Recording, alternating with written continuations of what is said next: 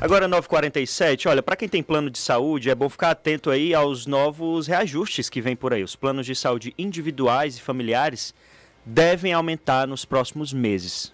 Deve ocorrer um reajuste aí de 10% a 12% em 2023, segundo informações da Associação Brasileira de Planos de Saúde. O reajuste vai ser válido para o período de maio de 2023 até abril do próximo ano. Por enquanto, a ANS, que é a Agência Nacional de Saúde Suplementar, não definiu quando vai divulgar o reajuste máximo. Normalmente, a divulgação é feita entre maio e junho. Sobre esses reajustes, desafios dos planos de saúde para esse ano, a gente vai conversar agora com o Rogério Scarabel. Ele é advogado especialista em saúde, ex-presidente da ANS. Rogério, bom dia. Olá, Yuri. Bom dia a todos. Rogério, em 2022 o setor de planos de saúde acumulou um prejuízo aí de cerca de 10 bilhões de reais em 2022, né? Taxas recorde de sinistralidade, né? São as procuras, vamos dizer assim, nos planos de saúde. Obviamente também tem resquício da pandemia, mas eu queria que você fizesse uma análise, começar fazendo essa análise sobre o setor, né? O setor também está no gargalo, mesmo com esses reajustes. Qual é a avaliação que você faz? Sim, o setor está num momento bem desafiador, vamos dizer assim, né? 2022 houve uma compressão das margens e dos valores em que não foram conseguidos repassar as empresas, ou seja, os reajustes, eles não tiveram um ganho no ano de 2022 e, por outro lado, as despesas aumentaram muito, né? Houve todo uma... Isso que você apresentou, são vários fatores, né? Um aumento na utilização, um resquício da pandemia com os procedimentos que não foram realizados, foram represados, e isso acabou criando uma sinistralidade, a maior da história dos planos de saúde, em torno de 90%. Né? Isso significa dizer que a cada R$100 que foi arrecadado com mensalidade, R$90 foram despendidos em pagamentos e o custeio com a assistência. Então, sobrou muito pouco espaço, muito pouco dinheiro, vamos dizer, para pagar as contas operacionais, né? E aí acabou por dar esse prejuízo de cerca de 10 bilhões de reais no resultado operacional, em que pese o resultado financeiro ter tido um pequeno, irrisório lucro, mas a despesa operacional realmente foi bem impactante. E agora, então, passa-se a conta sempre chega, né, Yuri? Você utiliza e a conta chega.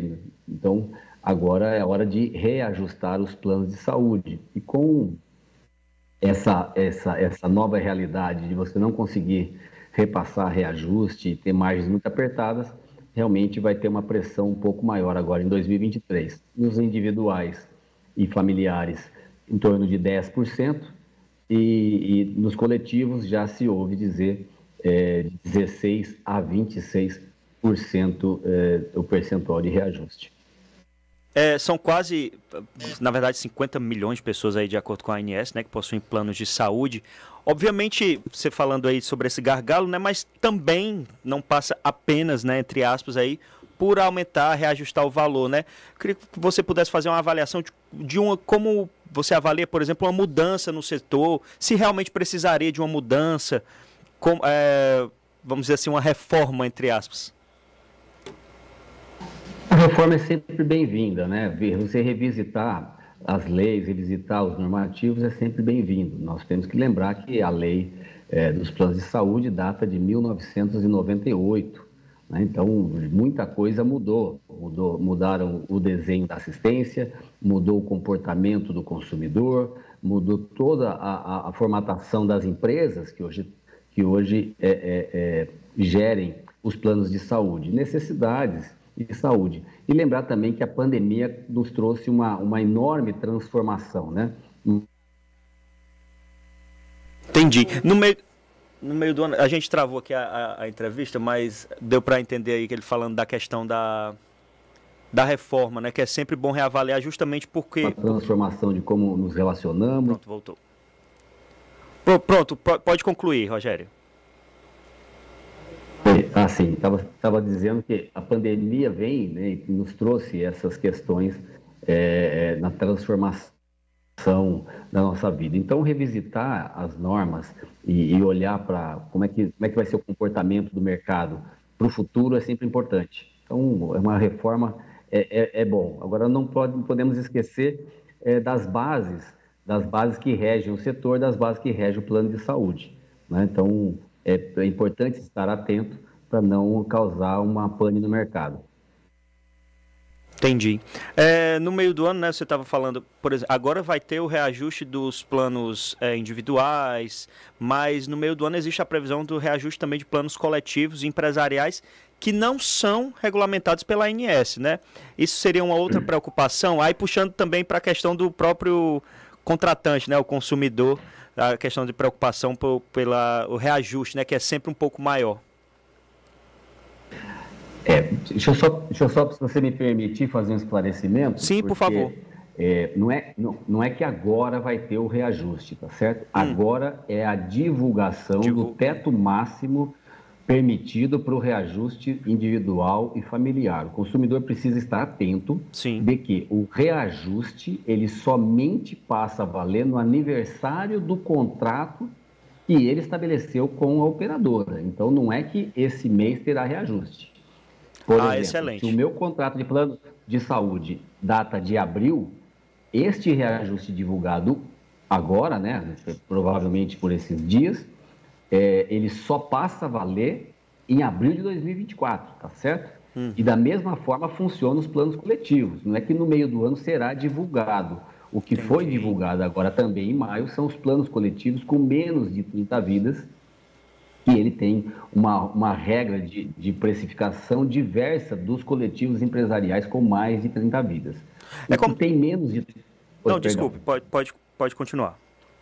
Os que têm menos de 30 vidas é feita uma média entre os contratos das operadoras, e esses variaram de 16 a 26. Os com mais de 30 vidas, eles são sim regulados pela ANS. A diferença é que a negociação é feita entre as partes. Então, não existe este controle sobre o número, né? Mas sim sobre a fiscalização da atuação das operadoras. Então, o que o empresário tem que estar atento? O empresário tem que estar atento àquilo que consta em seu contrato. Lá no contrato tem uma fórmula, um cálculo, uma cláusula em que eles pactuaram como será feito o contrato. E a operadora é obrigada a fornecer todos os documentos, todas as bases de cálculo, todas as planilhas que levaram a esse valor. E também, da mesma forma, não ocorre no meio do ano. Ele ocorre sempre no aniversário do contrato. Entendi. É como se fosse, por exemplo, um contrato de um aluguel de um imóvel, né? De um ano, quando faz um ano, né, tem aquele reajuste com base aí no valor de mercado. E reforçando outra questão também que você colocou aí, Rogério, né? O reajuste nesses planos empresariais é negociado entre as partes, né? Mas é como você falou aí, a fiscalização permanece, né? A fiscalização por parte do poder público.